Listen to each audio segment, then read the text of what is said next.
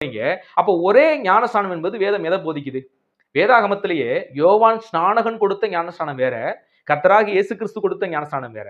யோவான் ஸ்நானம் கொடுத்த ஞானஸ்நானம் என்ன?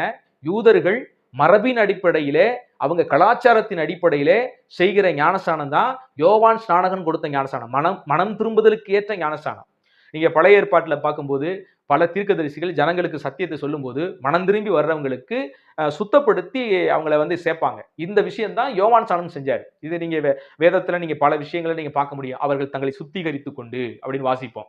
ஒரு தீட்டு பட்டுட்டாங்க அப்படின்னா அந்த தீட்டை போக்குறதுக்கு என்ன செய்வாங்கன்னா அவங்க சுத்திகரித்துக் கொள்வாங்க, ஸ்நானம் பண்ணுவாங்க.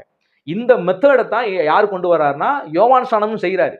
இது யூதர்கள் பாரம்பரியமாக, இஸ்ரவேல் ஜனங்கள் பாரம்பரியமாக தாங்கள் ஒரு தீட்டுப்பட்டு விட்டால், தாங்கள் ஒரு அசுசிப்பட்டு விட்டால், அது பாவத்தினால ஏதோ ஒரு விஷயத்தினால தேவனை விட்டு பிரிந்து ஏதோ ஒரு காரணத்தினால போய்விட்டா அவங்க மீண்டும் திரும்பி வருவதற்கு திருமுழுக்கு பெற்று, அதாவது குளித்து தன்னை சுத்திகரித்துக் கொண்டு வருவாங்க.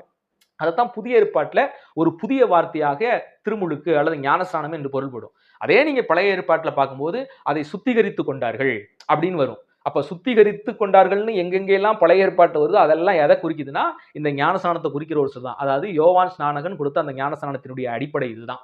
ஆனா கர்த்தராகிய இயேசு கிறிஸ்து கொடுத்த ஞானஸ்நானம் முற்றிலும் வேறுபட்டது. அது என்ன? கர்த்தராகிய இயேசு கிறிஸ்துவை விசுவாசித்து அவர் எனக்காக பலியானார் என்று நம்பி அந்த பலியின் மூலியமாக என் பாவங்கள் மன்னிக்கப்படுகிறது நம்பும் போது அவருடைய மரணத்தின் சாயலோடு கூட இணைக்கப்படுகிறோம்.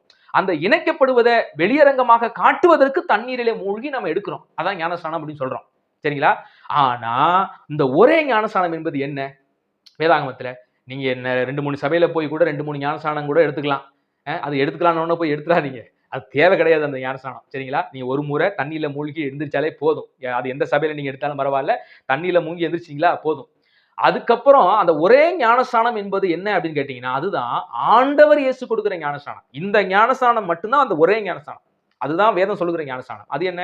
அதுதான் யோவான் ஸ்நானகன் சொல்கிறார். நான் தண்ணீரினால் ஞானஸ்நானம் கொடுக்கிறேன். எனக்கு பின் ஒருவர் வருகிறார். அவர் உங்களுக்கு பரிசுத்த ஆவியினால் ஞானஸ்நானம் கொடுப்பார்.